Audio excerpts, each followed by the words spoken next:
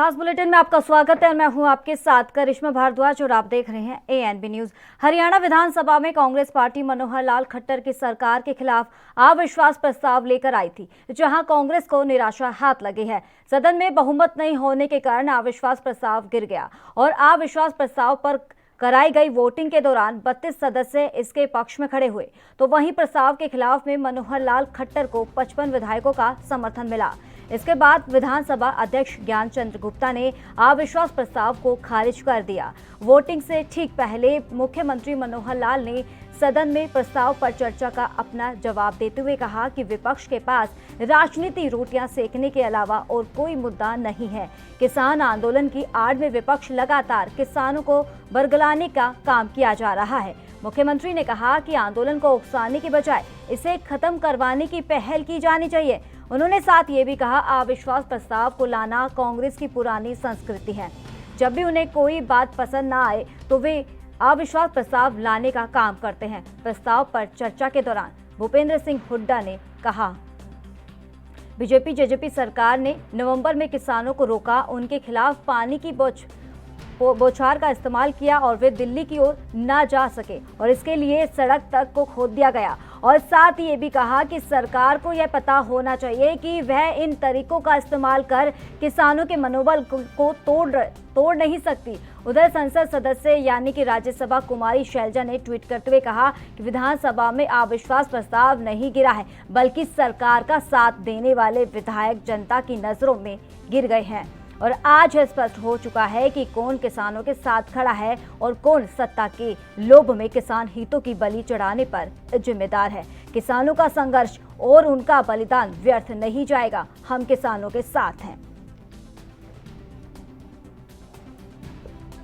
और आखिर में वोटिंग में उनका जो अविश्वास प्रस्ताव है वो ओहदे मुंह गिरा और एक प्रकार से सरकार विजयी हुई है। हमने उनको एक अपील की है कि भले आपका अविश्वास प्रस्ताव गिर गया हो, लेकिन ये जो किसान बंधुओं ने आंदोलन के माध्यम से कुछ धरने दिए हैं, कुछ की कॉल्स होती हैं, उनको एक एक करके हमने बताया कि किसानों के अहित में भी ये बहुत सी बातें इसमें से हैं। कुछ बातें ठीक भी हो सकती हैं, लेकिन जो 3 कानून को रद्द करने की उनकी जिद है उसको उनको छोड़ना चाहिए और तीनों बिलों पर क्लॉज बाय क्लॉज उनको अपनी बातचीत करके जो इसमें संशोधन किए जा सकते हैं, जिसके लिए केंद्र सरकार तैयार है, उस पर बातचीत करनी चाहिए। मुझे जानकारी मिली है कि कल ही किसान जो संयुक्त किसान मोर्चा है उन्होंने अपनी कोई 9 सदस्यीय कमेटी भी बनाई है बातचीत करने के लिए, और यदि कमेटी बनी है तो कहीं ना कहीं बातचीत का रास्ता खुलने वाला लगता है। बातचीत द्वारा से हो, आपस में संवाद के बाद कोई ना कोई हल निकाला जाए, क्योंकि ये जो किसान आंदोलन ये किसी के भी हित में नहीं है। भी बोल के हटा था कि मजबूती के साथ प्रदेश में 5 साल सरकार चली और आज भी उसी मजबूती के साथ तमाम सत्ता से जुड़े हुए विधायकों ने अपना समर्थन सरकार के पक्ष में और नो कॉन्फिडेंस मोशन के विपक्ष में दिखाने का काम किया। मैं तो इतना बोल सकता हूं कि आज सदन के अंदर कई लोगों के चेहरे से नकाब हटे। वो लोग जो निरंतर ये कहा करते थे कि काले कानून है, उनने सदन में माना कि ये कानून काले नहीं है। वो लोग जो ये कहा करते थे कि एनडीए केंद्र में कानून लाई, आज सदन में माना कि कॉन्ट्रैक्चुअल भी बोला, एपीएमसी एक्ट भी बोला। और उन लोगों ने कभी विरोध की चर्चा नहीं की। ये चीज़ भी पूरी तौर पर इस्टेब्लिश होगी कि गांव में जाकर जो विरोध की बात करते हैं वो भी वही लोग हैं जो आज सरकार को डिस्टेबलाइज करना चाहते हैं। और उनका एक लक्ष्य है, उनका किसान आंदोलन या कृषि कानून वापस लेना लक्ष्य नहीं, एकमात्र लक्ष्य है कि किसी तरह सत्ता में दोबारा आए। डिप्टी सीएम साहब,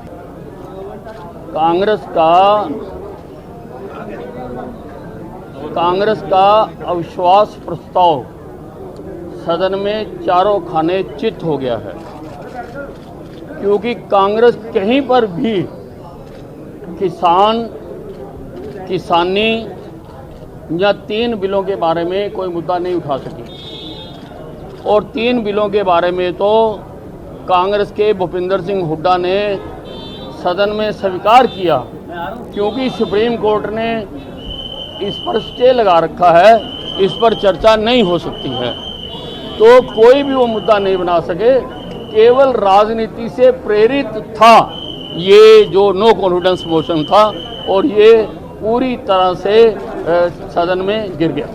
देखिए, कांग्रेस किसान के मुद्दों को, जो कि अपने आप में अब कोई उसका महत्वपूर्ण किसानों के हित के अंदर काम नहीं रह गया है, वह एक राजनीतिक आंदोलन बन के रह गया है और सब लोग उस पर अपनी रोटियां सेक रहे हैं, चाहे कुछ विदेशी ताकतें हों, चाहे कुछ अलगाववादी नक्सल हो या खालिस्तानी एलिमेंट हो या कांग्रेस हो और अलग अलग जो विपक्षी दल हैं, वह लोग अपनी राजनीतिक रोटियां सेकने का प्रयास कर रहे हैं। किसानों का हित अगर किसी को देखना है तो प्रधानमंत्री और भारतीय जनता पार्टी पूरी तरह से तैयार है किसानों के साथ बात करने के लिए, जो उनको इस किसान बिल में समस्याएं उनके समाधान के लिए, बदलाव के लिए।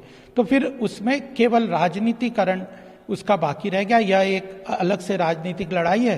राजनीतिक लड़ाई के लिए हम पूरी सरकार की जीत मैं इसको नहीं मानूंगी, क्योंकि किसी के ऊपर चढ़कर और अपनी जनता के विरुद्ध में जो भी सरकारें काम करती हैं वो पतन के रास्ते के ऊपर चलती हैं। वो आज इस बीजेपी सरकार ने ये काम करा है। ये जो आज हम अविश्वास प्रस्ताव लेकर आए थे, इसके जरिए स्पष्ट हो गया कि बीजेपी सरकार जिस गठबंधन की सरकार है, ये किसानों के पक्ष में नहीं है और पूरी तरह से कॉरपोरेट्स को जो है हर तरीके से फायदा पहुंचाने के लिए तत्पर है। सरकार बेनकाब होगी, बहुमत की जीत तो हो, ये तो मैंने शुरू में कहा था, बहुमत से वो जीत जाएंगे, क्योंकि व्हिप जारी करे। स्पीकर साहब को मैंने आग्रह किया था कि भाई सीक्रेट वोटिंग कराई जाए, लेकिन उन्होंने सीक्रेट वोटिंग नहीं कराई। सीक्रेट वोटिंग होती तो नतीजा कुछ और होता। फिर भी हमारी बढ़ोतरी हुई है, तो हम 30 हैं, 30 से 32 हुए, वो घटे हैं। और हमारी किसी बात का भी तसल्ली बख्श वो जवाब नहीं दे सके। जैसे किसानों की आमदनी 2022 तक कैसे करेंगे, जबकि लागत बढ़ रही है, आमदनी घट रही है। इसी प्रकार से जो 75% कंपनियों में किया है वायदा, तो पूरे के लिए था इनका, तो उसमें क्या हुआ, जबकि इसकी रेजिडेंट की जो है वो 15 साल से घटाकर 5 साल कर दी। दोनों विरोधाभासी हैं। क्या इसके पीछे नीयत है, क्या मतलब है, क्या मकसद है? इस प्रकार से किसी का भी कानून व्यवस्था के बारे में कुछ जवाब नहीं दे पाए, कोई तसल्ली बख्श नहीं जवाब देगा आपके सामने। तो इस मुद्दे पर हमारे अहम चर्चा के लिए हमारे खास मेहमान फोन लाइन पे जुड़ गए हैं, कांग्रेस प्रवक्ता केवल ढींगरा। सर, बहुत बहुत स्वागत है आपका ANB न्यूज पर। नमस्कार। सबसे बड़ा पहला सवाल यही होगा कि आप विश्वास प्रस्ताव जो लाए थे, जो मकसद क्या उसमें कामयाब हुए, क्योंकि आपके पक्ष में 32 वोट डले हैं। बिल्कुल, देखिए, आज जो कल हुआ विधानसभा के अंदर, उससे चेहरे बेनकाब हुए। जिन लोगों ने किसानों के बारे में इतने बड़े बड़े कसीदे पढ़े और बातें करी, कल जो है उनके बिल्कुल चेहरे जो है वो क्लियर हो गए कि वो लोग किसानों के पक्ष में नहीं खड़े दिखे। फिर भी जो 2 लोग कांग्रेस के साथ या किसानों के साथ वोट करके गए, तो हमारे 30 से 32 हुए। तो ये क्लैरिटी हुई कि वो 2 लोग किसानों के साथ खड़े थे। बाकी जो थे, जो जेजेपी के 10 और जो बाकी के इंडिपेंडेंट थे, वो सभी लोग जो हैं बातें किसानों की जरूर करते थे, लेकिन किसान के पक्ष में नहीं खड़े थे। उन सभी के चेहरे बेनकाब हुए। और एक दूसरी बात और थी, अगर सीक्रेट बैलेट पे वोटिंग होती, जो कि माननीय भूपिंदर सिंह हुड्डा जी ने प्रस्ताव लाया था, अगर उसके ऊपर सीक्रेट बैलेट पे वोटिंग होती तो क्लैरिटी और कुछ और ज्यादा होती। क्योंकि कुछ लोग जो कभी उठ रहे थे, कभी बैठ रहे थे, कुछ उठ रहे थे, कुछ बैठ रहे थे, किसानों के हक में वोट देना चाहते थे, लेकिन बीजेपी सरकार से डरे हुए थे। वो लोग भी जो हैं वो वोट नहीं दे पाए, और उनकी अगर सीक्रेट बैलेट होती तो शायद रिजल्ट जो है इससे भी ज्यादा होता। क्या लगता है कि अब ये जो आंदोलन है, ये मामूली आंदोलन ना रह के अब ये जन आंदोलन में परिवर्तन हो गया है? बिल्कुल, देखिए, जन आंदोलन में परिवर्तन तो पहले से हो चुका है, क्योंकि आप जिस तरह से कोई भी मंत्री, कोई भी बीजेपी का विधायक, कोई भी बीजेपी सरकार के कुछ भी जो भी नुमाइंदे हैं, जब वो अपने इलाकों में लोगों के बीच में जा नहीं सकते तो ये जन आंदोलन ही होता है। और ये पूरे देश के अंदर है और सारी जगह पे है। और दिल्ली के चारों तरफ किसानों ने जो शहादत दी है वो भी इसका प्रचार है कि लोग जो है इन सरकार से बहुत दुखी हुए। जिस तरह से इन्होंने लाठियां मारी, जिस तरह से अश्रु गैस के गोले छोड़े, जिस तरह से सड़कें खोदी, जिस तरह से दिल्ली के चारों तरफ किसान जो है वो बैठा हुआ है और 200 से ज्यादा किसान जो है वो शहादत दे चुके हैं। और इतनी ठंड के अंदर, और अब गर्मी का मौसम आने जा रहा है, तो गर्मी के अंदर भी जो है किसान जो है वहीं पे डटा हुआ है, वो अपनी मांग की बात कर रहा है। और ये लोग जो है हक भी आए हुए हैं और ये बात नहीं मानना चाहते। 11 दौर की बातचीत होने के बावजूद भी ये किसानों की और जो लोग वहां पे बैठे हैं उनकी बात नहीं सुनना चाहते। तो ये अब किसानों से ये जन आंदोलन में परिवर्तन हो रहा है, क्योंकि लोग भी समझने लगे हैं कि किसान की बात ये अगर देश नहीं सुन रहा, ये सरकार नहीं सुन रही, तो ये आम लोगों की भी कैसे सुनेगी। चलिए, इस मुद्दे पर हमारे एक और खास मेहमान जुड़ गए हैं, सीधे लाइव जुड़ गए हैं, बीजेपी नेता रमन मलिक। सर, बहुत बहुत स्वागत है आपका ANB न्यूज पर।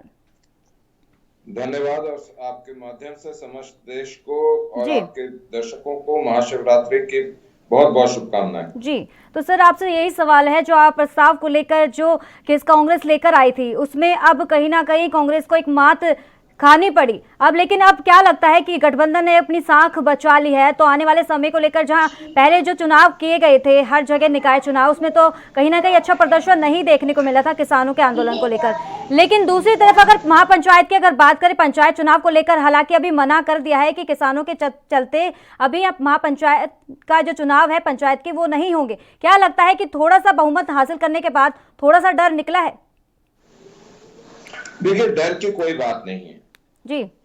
आपको ये समझना चाहिए कि कांग्रेस और कांग्रेस द्वारा प्रायोजित ये जो कार्यक्रम चल रहा है, इसका मूल उद्देश्य क्या है? येन केन प्रकारेण इन्हें सत्ता चाहिए और सत्ता के लिए ये किसी की मृत्यु हो जाए उस पर भी राजनीति करेंगे, कुछ भी हो जाए। इनको सिर्फ एक ही चीज है कि सत्ता के लिए कोई मरता है मर जाए, लेकिन हमको राजनीति और हमको राज चाहिए। और मैं क्यों ये बोल रहा हूँ, बड़ी जिम्मेवारी से बोल रहा हूँ, क्योंकि भूपेंद्र सिंह हुड्डा उन लोगों का समर्थन करते हैं जो लोकतंत्र के विरुद्ध चलते हैं। भूपेंद्र सिंह हुड्डा के अपने पिताजी संविधान बनाने वाले लोगों में से रहे और उनकी सबसे ज्यादा जिम्मेवारी रहती है कि वो संविधान का जो मूल मंत्र है, जो संवाद है, उसको जारी रखें। लेकिन भूपेंद्र सिंह हुड्डा वो व्यक्ति है जिसने बोला कि किसी भी प्रकार बीजेपी के लोगों को, जेजेपी के लोगों को गांव में घुसने ना दो। तो उन्होंने अपने जो गुंडों की फौज थी वो छोड़ दी।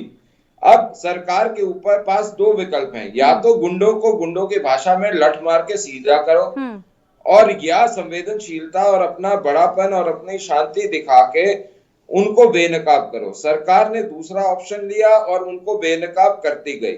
आज भूपेंद्र सिंह हुड्डा, कल जैसे मैंने आपकी चैनल पे यही बैठे हुए बोला था कि कटोरा, अधेड़ उम्र का व्यक्ति कटोरे में भीख मांग रहा है कि मेरी साख बचा लो, लेकिन वो बचा नहीं पाया, क्योंकि वो ये बात ही नहीं कर पाए कि किस प्रकार से ये 3 कानून काले हैं। वो पॉइंट बाय पॉइंट कानून के ऊपर डिबेट नहीं कर पाए। हालांकि ये सेंटर के कानून हैं, लेकिन फिर भी स्टेट असेंबली में जब आप इनके बेसिस पे अविश्वास प्रस्ताव ला रहे हैं तो आप उस पर डिबेट नहीं कर पाए।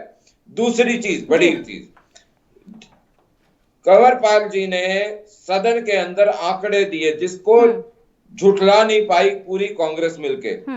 तीसरी बड़ी चीज, हम आज ये ऐलान मुख्यमंत्री जी कर चुके हैं और मैं भी आपके चैनल के माध्यम से कर रहा हूं कि हम हर किसान की उपज और हर किसान का जो बेनिफिट है, चाहे वो किसान वो हो जो खुद काश्तकार हो या जो काश्तकार हो, उसके अकाउंट में जाएगा, ना आड़तियों के पास जाएगा, ना धन्ना सेठों के पास जाएगा जो इनके यार हैं। और एक और चीज आज आपको बता दूं, कांग्रेस अगर सीक्रेट बैलेट होता तो ये 32 भी नहीं आ पाते जी।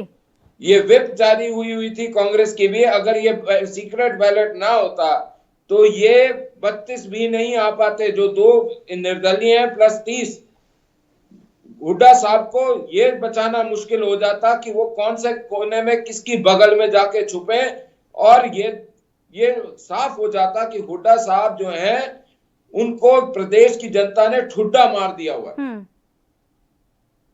लेकिन रमन जी, लेकिन भूपेंद्र सिंह हुड्डा ने कहा है कि अगर सीक्रेट नहीं होते तो ऐसे जो जिस तरीके से बताया जा रहा है कि 32 वोट पड़े हैं तो वो भी 32 वोट ना पड़ते और हमारी सरकार बनती, मतलब आने वाले समय में जो खट्टर सरकार है वो गिरती। दिल्ली के खाद में छींचड़े ही होते हैं जी। ये एक फैक्ट है कि भूपेंद्र सिंह हुड्डा अपना जनाधार खो चुके हैं। भूपेंद्र सिंह हुड्डा वो आदमी है जिसने जमीन, हजारों एकड़ जमीन किसान की जो माँ होती है उसको बेच के खा गए। भूपेंद्र सिंह हुड्डा वो आदमी है जिसने किसान को गाली देते हुए 2 रुपए का चेक दिया। किसान को उसकी एमएसपी पे खरीद नहीं करी। डाटा सारा दिया गया है विधानसभा में। बताएं भूपेंद्र सिंह हुड्डा कि कहां था उनका किसान का जमीर जब भूखा किसान हरियाणा में मर रहा था? कहां था उनका जमीर जब लठबाजी करते थे? कहां था उनका जमीर जब अपने यारों के साथ मिलकर जमीन औने पौने भाव में बिकवाते थे? कहां था उनका जमीर जब कांग्रेस के दामाद को वो हर सहूलियत देते थे? ये क्या फजूल की बात करते हैं? केवल जी से सवाल पूछ लेते हैं। केवल जी, क्या लगता है कि जिस तरीके से विधानसभा में कार्यवाही चल रही थी उसी दौरान सत्ता पक्ष के नेताओं की एक ही आवाज आ रही थी, बार बार में एक ही शब्द का इस्तेमाल कर रहे थे कि किसानों को डराया जा रहा है। क्या लगता है किसान 104 दिनों से लगातार प्रदर्शन कर रहे हैं, क्या उनको डराया जा सकता है? देखिए, सबसे पहले तो आवाज ये क्लियर करें कि भूपेंद्र सिंह हुड्डा वो व्यक्ति है जिनके दादा जो है वो गांधी के साथ देश की स्वतंत्रता की लड़ाई में भाग ले रहे थे। भूपेंद्र सिंह हुड्डा वो व्यक्ति है जिनके फादर जो है वो स्वतंत्रता सेनानी थे और स्वतंत्रता सेनानी में कई बार जेल गए देश को बचाने की खातिर। भूपेंद्र सिंह वो व्यक्ति है, भूपेंद्र सिंह हुड्डा वो व्यक्ति है जिन्होंने हरियाणा के बीच में 10 साल शासन दिया और हरियाणा को, पिछड़े हरियाणा को 1 नंबर हरियाणा बनाने का काम किया। भूपेंद्र सिंह वो व्यक्ति है, हुड्डा व्यक्ति है जिन्होंने स्वतंत्रता की लड़ाई में कितने योगदान दिए और पूरी स्वतंत्रता सेनानी फैमिली है। और जो आरएसएस और बीजेपी के जो रमन मलिक जी बात कर रहे हैं, ये लोग वो व्यक्ति थे जिन्होंने अंग्रेजों के साथ मिलकर देश के टुकड़े टुकड़े करने का काम किया। और ये जो आरएसएस और बीजेपी वो लोग हैं जो ऐसे लोग थे जिन्होंने देश के टुकड़े करने के लिए सारे देश में आग लगवाने का काम पहले भी किया जब से देश आजाद हुआ, और आज तक जो है देश के टुकड़े करने के लिए इन लोगों ने आज भी जो है हर लोगों को आपस में, हिंदुओं को भी आपस में लड़ाया, मुसलमानों को भी आपस में लड़ाया, हिंदू और सरदार सिख को भी आपस में लड़ाया, और अलग अलग तो 84 में क्या करा था? को जिस तरह से जाट हिंदुओं को लड़ाया, उधर पटेल और नॉन पटेल का मुद्दा पैदा किया, और महाराष्ट्र के अंदर मराठा और नॉन मराठा का मुद्दा पैदा किया। ये वो व्यक्ति हैं जिन्होंने देश के अंदर आग लगा। बोलिए। मैं एक ही चीज पूछना चाहूंगा इनसे। ये अभी पटेल नॉन पटेल की बात कर रहे थे, वो जो व्यक्ति पटेल आंदोलन में आगे था वो आज कौन सी पार्टी का प्रदेश अध्यक्ष है? जाट आंदोलन में किसका नाम आया? सिखों का नरसंहार किसने करा? महाराष्ट्र के अंदर जो लोग ये नॉन मराठा की बात कर रहे थे उनके साथ सरकार में कौन है? सारी जगह एक ही जवाब आएगा, कांग्रेस, कांग्रेस और सिर्फ कांग्रेस। और आज मैं ये पूछना चाहूंगा इनसे कि आप तो बात कर रहे हैं स्वतंत्रता सेनानियों की, आप बात कर रहे हैं संविधान की, तो ये बताइए कि जो व्यक्ति 10 साल प्रदेश का मुख्यमंत्री रहा हो, क्या उसकी जिम्मेवारी ये है कि वो जाके बोले कि लोकतंत्र से चुने हुए लोग गांवों में अपनी बात रखने नहीं आ सकते, ऐसा आह्वान करे, और अपने जो गुंडे हैं, जो अपने फॉलोअर्स हैं उनको बोले कि वो आप ये किन प्रकार हैं उनको रोकें। एक प्रदेश के मुख्यमंत्री को आप अपने गुर्गे भेज के उनकी सभा खराब करें। हालांकि 200 लोग 250 लोग भेजे थे, वहां पे 1000 से ऊपर पुलिस वाला था, करना होता वहां पे भी सीधा कर देते। लेकिन रमन जी, लेकिन अभी हाल ही नहीं में करा। जो आपकी गहरे गठबंधन और सरकार सही है, भी रमन होता। जी, आपकी जो गठबंधन सरकार है, विधायक अगर उनकी जेजेपी के विधायक यानी कि देवेंद्र बबली की बात करें, उन्होंने साफ तौर पे कह दिया कि सदन में आने से पहले उन्होंने बोल दिया था कि हमको मजबूरन खिलाफ होना पड़ रहा है सरकार के, क्योंकि हमें कई जगह पर ऐसा असर देखने को मिल रहा है, किसानों ने हमको पूरी तरीके से घेर लिया है।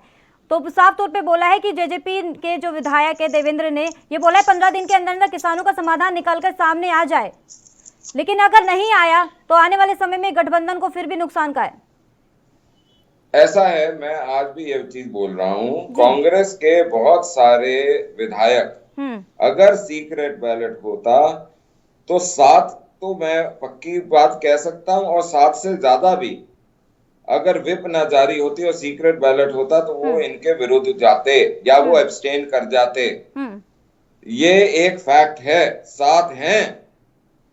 यानी कि तो साफ तौर ये पे जो कह सकते हैं 7.5 विश्वास इनकी अभी चल है रही है नहीं, ना। आपकी पार्टियों पर आप पर ही विश्वास नहीं है साफ तौर पे, जिस तरीके से आपने बयान दिया है कि अगर सिगरेट होता तो फिर ऐसा नहीं होता।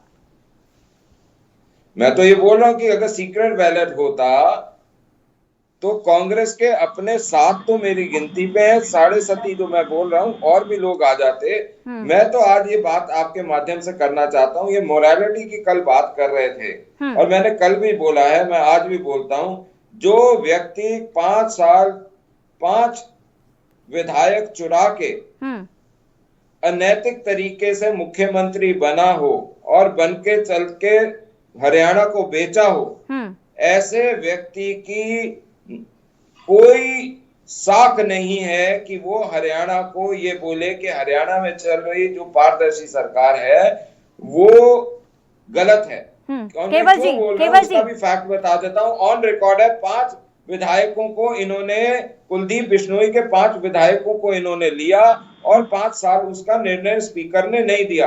और मैं तो कुलदीप बिश्नोई जी को भी बोलूंगा कि पता नहीं क्या मजबूरी है साहब आपकी, कि जिस आदमी ने आपके पिताजी का हक मार लिया, जिस व्यक्ति ने आपके पिताजी को अपने ही बनाए हुए दल बल से निकाल दिया, आप उसके ही आगे झुक के नतमस्तक हैं, तो पता नहीं कौन सी मजबूरी है। केवल जी, था उसमें आप मकसद में कामयाब नहीं हो पाए। अगर आप आगे की रणनीति अगर के बारे में पूछा जाए तो क्या है अब आगे की रणनीति आपकी? कौन मकसद में पूरा नहीं हो पाया? आप लोगों को यही नहीं पता चलता कि चैनल के ऊपर बात क्या चल रही है। ये लोग अपनी झुंझुना बजाने के लिए आरएसएस और बीजेपी के लोग आते हैं। असल में इन लोगों को ना मुद्दे का पता है, ना इन लोगों को किसी बात का पता है। ये सिर्फ हमारे देश की एकता और अखंडता तोड़ने के लिए चैनल पे रहते हैं। इन लोगों को कोई मकसद नहीं है किसानों से, किसानों की हिफाजत से। इन लोगों को कोई मतलब नहीं किसानों से, आम आपने करी है। मतलब आप वो गिद्ध हैं जो किसानों की शहादत, ये गिद्ध है, गिद्ध देश के गिद्ध होते हैं, ये वो है। अरे आप हो ढींगरा साहब, ये याद रखो कि हर मौत के ऊपर राजनीति करने पहुंचने वाला गांधी परिवार और हुड्डा परिवार के आप एक अच्छे सिपाही हो। अरे आप गिद्ध हो, गिद्ध। गिद्ध समझते हो आप? गिद्ध कौन होते हैं? जो एक किसी भी आदमी को मांस नोच लेते हैं। आप वो दिख रहा है, सबको दिख रहा है गिद्ध कौन है। आप लोग हो ना गिद्ध। अरे अगर हम गिद्ध हैं ना साहब, अभद्र भाषा का इस्तेमाल मत कीजिए, नोच खाएंगे। तो जिस तरीके से चलिए रमन जी आप बताइए अब आगे की क्या रणनीति रहने वाली है, क्योंकि किसान नेता अगर राकेश टिकैत की बात करें वो साफ तौर पे कह रहे हैं कि हम बातचीत करने के लिए तैयार है, लेकिन अगर सरकार बातचीत करने के लिए बुलावा भेजे तो हम आ सकते हैं। तो अब आप क्या है, क्या कुछ समाधान निकल कर सामने आएगा या नहीं? अभी भी ऐसे ही प्रदर्शन करते रहेंगे किसान? देखिए राकेश टिकैत जी अगर बातचीत करना चाहते हैं तो उनका मान सम्मान से आना, उसमें कोई दिक्कत की बात नहीं है। सरकार पहले ये कह चुकी है, चाहे वो आज तक के जो भी ऐलान हमने करे, चाहे वो एमएसपी पे रहा या वो मंडियों के टैक्स का रहा या वो कोर्ट का रहा या 1.5 साल के लिए कानून को डेफर करने का, हम सब पे सबको एक तरीके से मान सम्मान देते हुए अपनी बात को रखेंगे और उनके ऊपर दृढ़ रहेंगे। जो भी और संशोधन है हम उसके लिए भी बात करने को तैयार हैं। लेकिन अगर आप ये जो राजनीतिक जो आप कर रहे हैं, या तो हटाइए या नहीं, वो घर वापसी होगी, ये होगी, हम बंगाल जाएंगे, हम ये करेंगे। आप ये मानिए कि मैं आपके चैनल को सबूत दे सकता हूँ किसान नेताओं के, राकेश टिकैत है, गुरनाम सिंह चरूनी है, रज्जोवाल है, इन सब के, कि ये हर वो काम करते हैं, हर वो चीज बोलते हैं जो कांग्रेस बोलती है। परसों का रात को एक वीडियो आया था गुरनाम सिंह चरूनी का, जहां उन्होंने कांग्रेस के पक्ष में वोट देने के लिए आह्वान करा था। तो मैं ये पूछना चाहूंगा कि आपकी बात तो किसानी की है, किसान कानून पे है, आप राजनीतिक बातें क्यों कर रहे हैं? आप राजनीतिक बातें छोड़िए, आप अपनी बात पे रखिए, कांग्रेस को अपनी बात रखने दीजिए। लेकिन ये आपकी ये जो साठ गांठ का रिश्ता है ना, ये सारी पब्लिक के सामने आ चुका है। केवल जी, क्या तो लगता है, रणनीति सिर्फ इतनी क्या है किसान कि बी टीम है क्या कांग्रेस की? देखिए, ये भारतीय जनता पार्टी की सरकार, ये जो आरएसएस के लोग, ये सभी लोग देश को तोड़ने में लगे हुए हैं।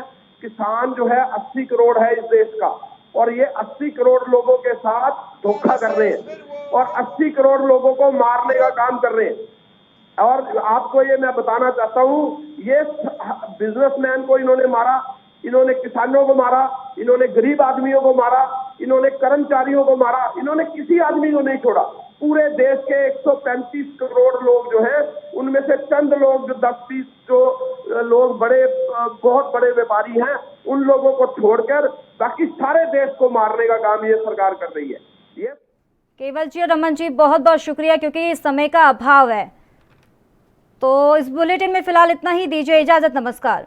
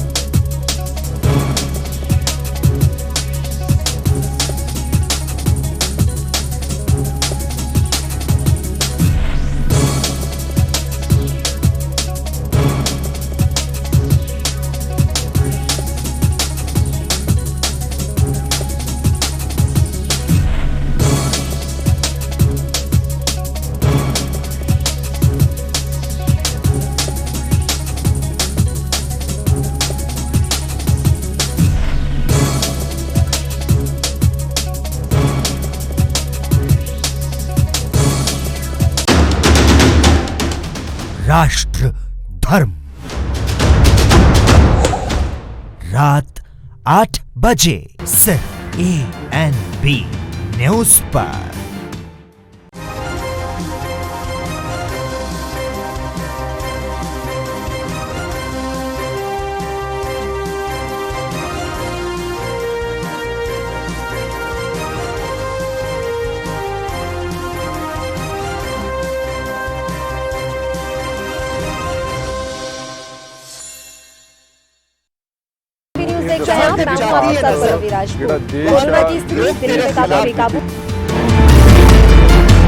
खबरनामा, खबर से असर तक, शाम 5 बजे सिर्फ ANB न्यूज पर।